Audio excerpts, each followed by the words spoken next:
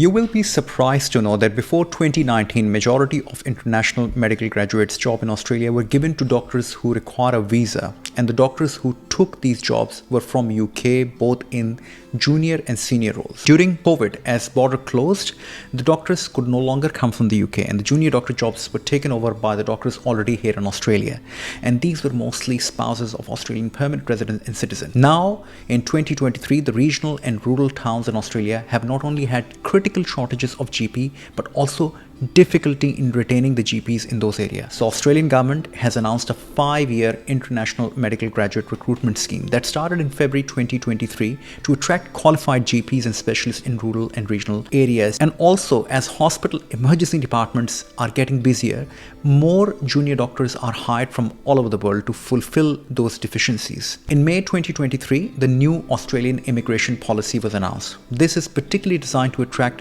and retain highly qualified and high-income earners to Australia. As interest in Australian job market grows, I'm getting fairly regular amount of questions about visa options for doctors for Australia. And even though it is not my area of expertise, I thought maybe I'll just trace my step backwards. All the visa options that I'm discussing here are journalist, tourist, skilled, temporary or permanent visas, can be applied to any profession, but I'm discussing them in the light of medical professionals. Also, a disclaimer, I'm not a migration lawyer and most information here is relevant for journal guidance purposes, and it's been taken from an Australian immigration website, so do visit www.imi.gov.au while researching your own case. So let's take a deep dive as I will highlight this conversation into most important prerequisites for Australian visa, permanent residency and citizenship, visa for AMC Part 1 and AMC 2 exams, what is skilled occupation list, temporary visa options, permanent visa options, common reasons for visa refusals, spouse and children of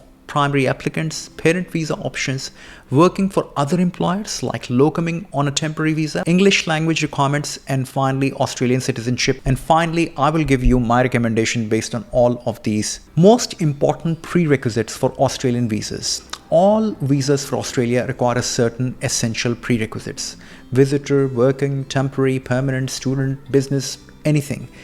Number one, you must have a genuine reason to visit Australia, like tourist visa, visiting a family, exam or a course or conference, or taking up a job in a doctor's case who has just recently been hired. You must also have health requirements which have been met. The minimum health and standards which are required can be checked by approved visa health agency in your own country. Character requirement, which means that you may be asked to provide a police check or a statutory declaration signing. Evidence of having enough funds. Now this is particularly important if you're taking up a tourist visa. You must have a salary, you must have savings to make your case strong.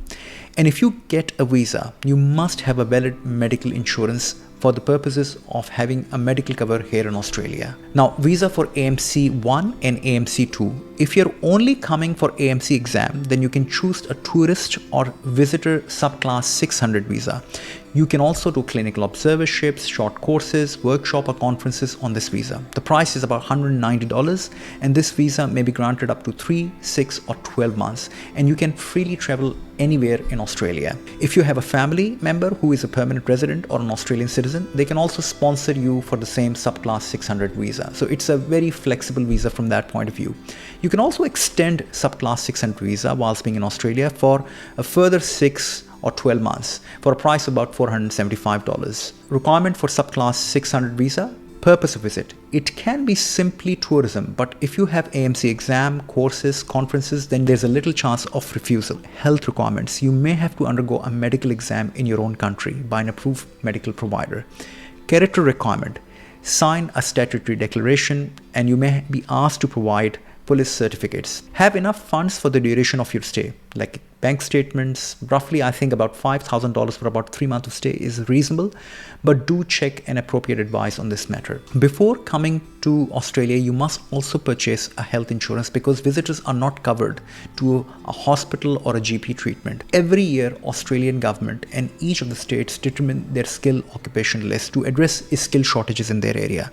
For migration law purposes, each of the nominated occupation is further classified based on the Australia and New Zealand standard classification of occupation, that is ENSCO code. For example, the doctors mostly qualify for a unit group of 253 1 for general practitioners, resident medical officer, 2532 for anesthetist, 2533 for specialist physician, 2534 for psychiatrist, 2535 for surgeons, and so forth. Now let's talk about temporary skill shortage visa, subclass 482. The temporary skill shortage visa aims to address temporary skill shortages in Australia by allowing employers to sponsor overseas worker for a period of up to 4 years. And this is the most common visa you will be sponsored if you're successful in an RMO or a registrar or a consultant job interview whilst being overseas, and also if you are onshore here in Australia. The temporary skills shortage visa program has 2 occupation lists: the short-term occupation list or STSOL and a medium and long-term shortage list. For most doctors, you will be given short-term skill occupation list visa for 2 years, and then it might be further renewable.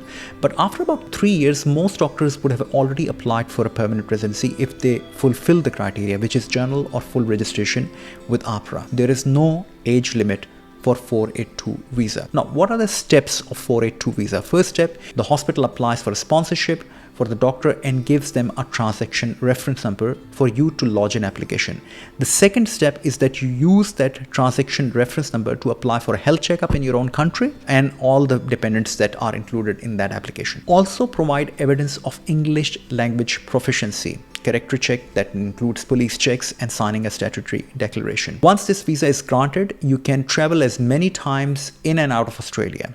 Also, as a doctor, you can work for any employer with this visa. That means that you can locum in other hospital once you have full registration. The cost of this visa is $1,455 and the processing times as per IMI website are up to 2 months. Now let's talk about permanent visas. Employer Nomination Scheme Visa subclass 186. The purpose of Employer Nomination Visa program is to address the long-term skill needs of Australian labour market by allowing employers to sponsor skilled workers from overseas for permanent residency. It has 3 streams, that is Temporary Resident Transition Scheme. This stream is for temporary residents who have previously worked for an employer like temporary skill shortage visa like 482 visa for at least 3 years. It provides a pathway to be a permanent resident now.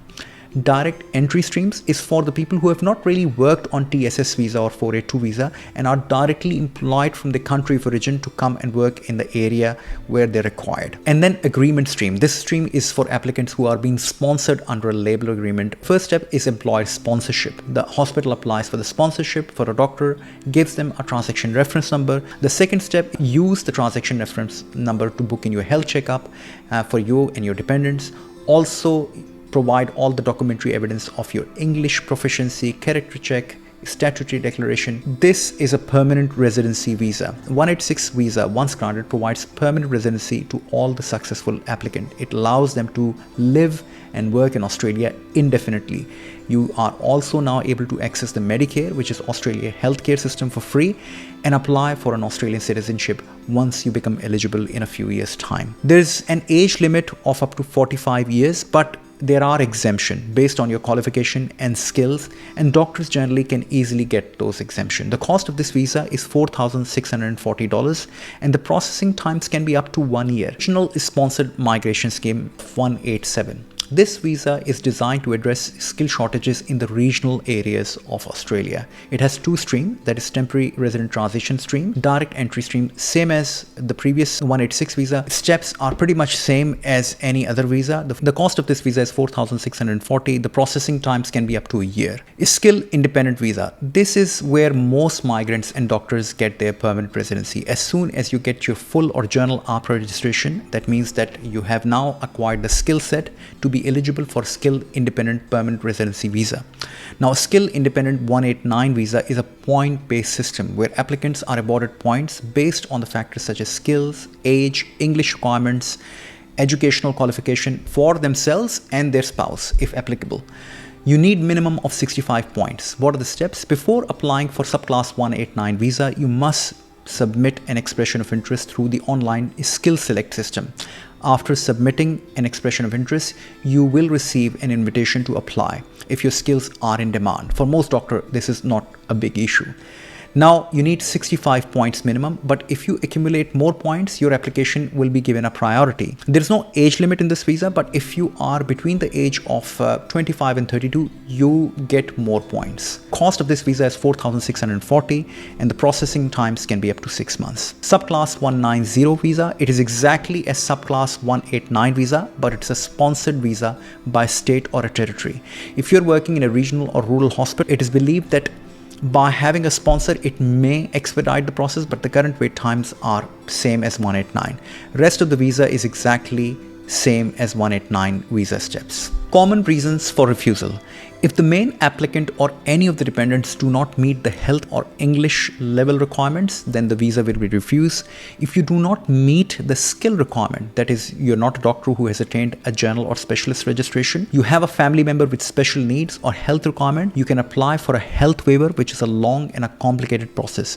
But essentially, your application for the grant of temporary or permanent visa will be weighed against your contribution to the Australian society and cost to the Commonwealth. Good earning specialist doctors with special needs children have had good outcomes, even for a permanent visas, if the case is well handled by an experienced immigration lawyer. Doctors are actually exempt to be limited to one employer, even when on a temporary visa, due to medical workforce shortages. So you can go and work for any other hospital as long as your primary hospital or sponsoring hospital has approved you for a secondary employment. So you can go and do locums on a temporary visa. Visa option for parents. Now, permanent parent Australian visas are a long process and require a fair amount of research and work. So please do update yourself with the current guidelines and advice with the Department of Immigration. I will tell you some of the options which are available. Simple visitor visa, subclass 600.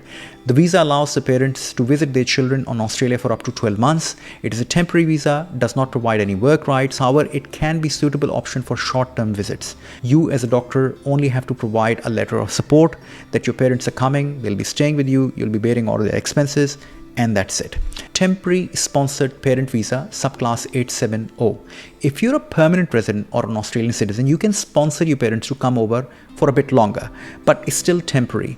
For up to about 3 to 5 years, it depends on your strong financial background, also the parents' health and other factors. Temporary contributory parents, subclass 173 visa.